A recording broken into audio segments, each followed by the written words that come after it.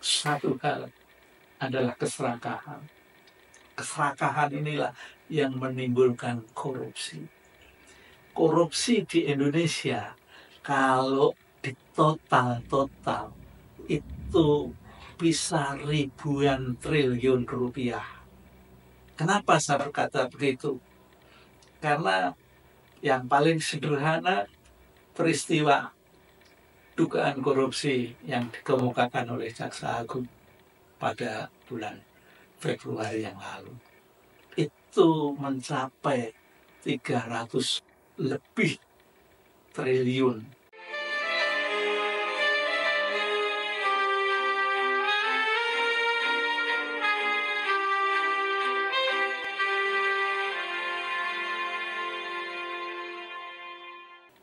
Sahabat usia Mas, Indonesia ini pasti semuanya tahu bahwa Indonesia itu kaya raya.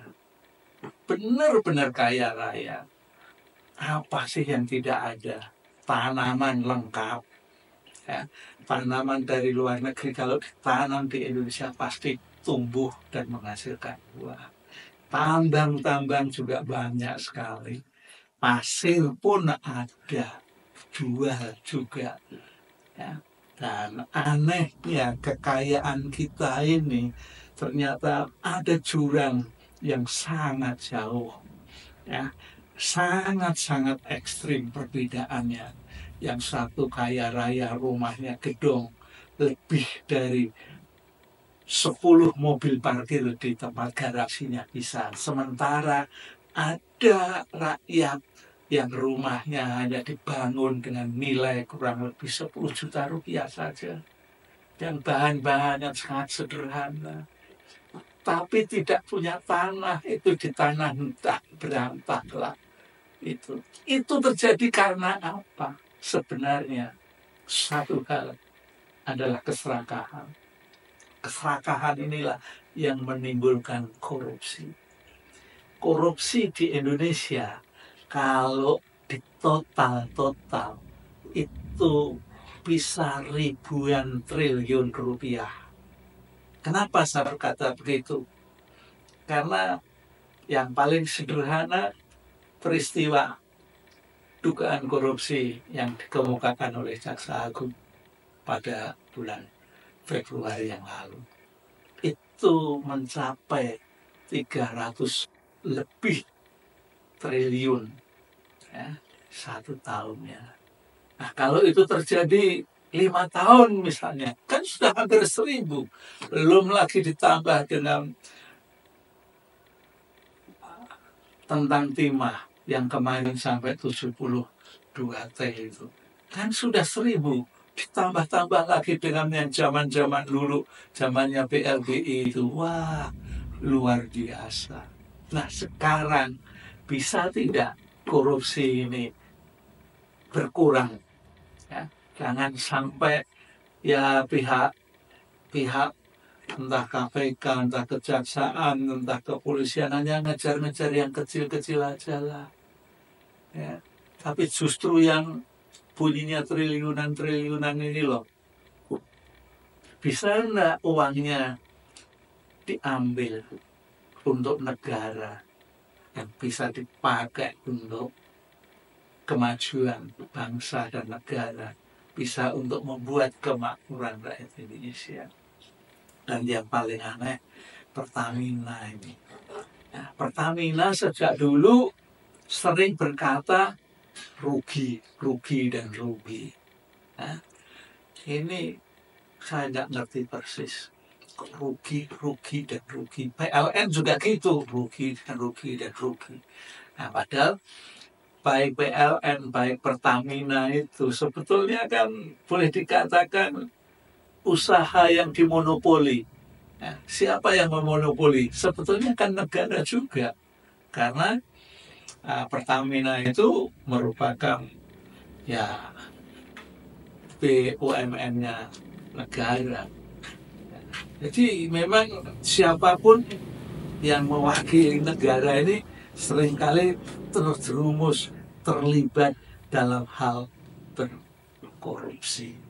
Nah, rupa-rupanya drama dari Pertamina ini ya sangat-sangat luar biasa. Pada mulanya di bulan Februari itu Kejaksaan Agung kan sudah memeriksa dan akhirnya menetapkan beberapa orang dari anak perusahaan Pertamina yang sudah ditahan lah, sudah ketahuan sebagai tersangka gitu. Juga dari pihak swasta juga sudah ada yang ditahan. Tapi kok akhir-akhir ini bukan korupsinya yang mencuat, ya, tapi justru oplos minyak BBM itu, ya. Pertalit dioplos pertama atau belanja pertalit untuk harga pertama, ya.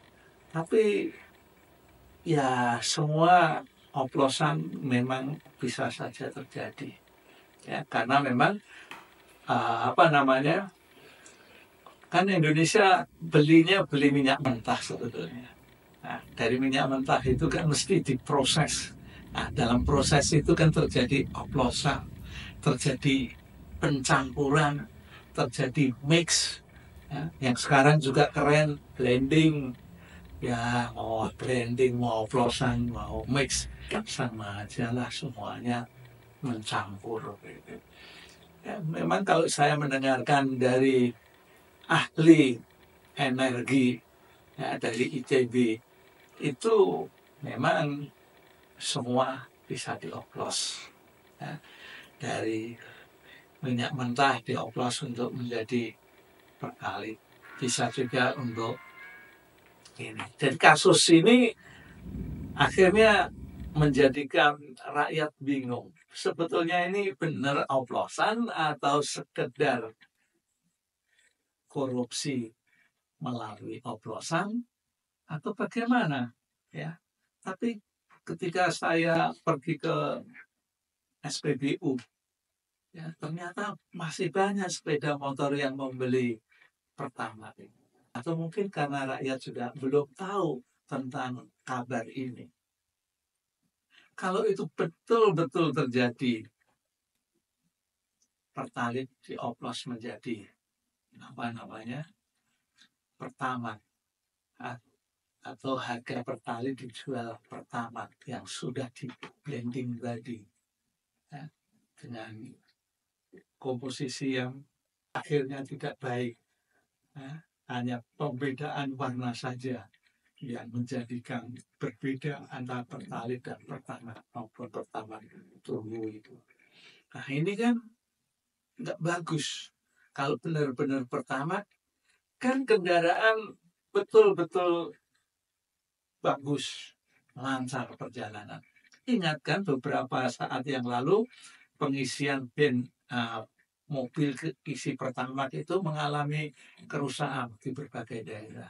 Saya sendiri pernah juga alami ketika melakukan touring sepeda motor dari Pertamax, isi Pertamax. Tadinya motor ini saya isi Pertalit karena memang motornya motor untuk isi Pertalit.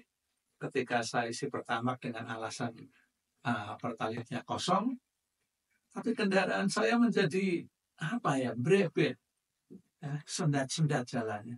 Nah, tapi saya waktu itu nggak curiga karena belum mendengar peristiwa ini. Gitu.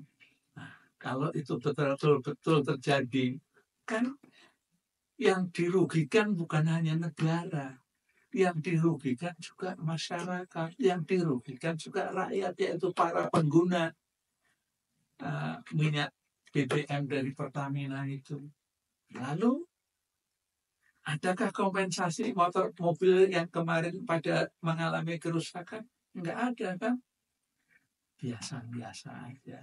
Dan akhirnya saat ini pun juga terjadi pandangan yang berbeda antara Pertamina dengan Kejagung. Kejagung mengatakan itu ada oplos.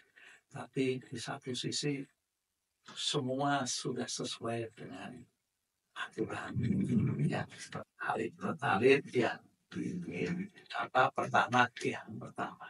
Nah, Ini semua boleh menjadi bagian pembelajaran ya untuk negeri kita, bahwa korupsi ternyata ada di banyak tempat.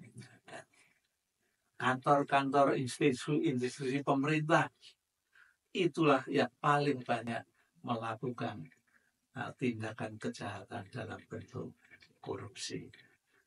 Tapi pihak Pertamina boleh saya katakan sigap dengan tuduhan dan memberikan bantahan yang menegaskan bahwa produk mereka selalu sesuai dengan spesifikasi yang ditentukan oleh pemerintah. Ya, itu jawaban tegas yang pernah dimuat di kompas.com. Ya, dan mereka juga menyebut bahwa ada kesalahpahaman dalam narasi yang beredar di publik. Nah, publik kita ini sebetulnya masyarakat Indonesia sudah banyak yang tahu, banyak yang cerdas. Ya, pendidikannya boleh dikatakan sudah boleh dikatakan tinggi. Ya, orang lulusan SMA, SMK itu sebetulnya sudah tinggi. Ingat 30-40 tahun yang lalu lulusan SMK, SMK itu sudah menduduki posisi-posisi yang kuat di pemerintahan. Ya, waktu itu sarjana masih sangat-sangat sedikit. Nah, sekarang memang sarjana mulai banyak. Ya. Jadi apakah itu sebenarnya di Pertamina ini kasus korupsinya atau kasus oplosan? Mana netizen? Ya akhirnya saya tetap berpandangan korupsi ya korupsi, oplosan ya oplosan. Itulah drama yang dibuat oleh pihak Pertamina. Karena saat ini banyak masyarakat yang mulai arah berpikirnya tentang oplosan, bukan tentang korupsi. Ya, lihat saja nanti bagaimana perkembangannya. Apakah Kejagung juga akan terus membawa persoalan korupsi karena mereka yang tersangka sudah ditetapkan yang jumlahnya lebih dari 5 orang itu, ya, baik dari institusi negara yang diwakili oleh subholding Pertamina atau anak perusahaan Pertamina dan pihak dari swasta itu. Nah, mudah-mudahan dua-duanya berlangsung sejalan, ya korupsi, ya oplosan.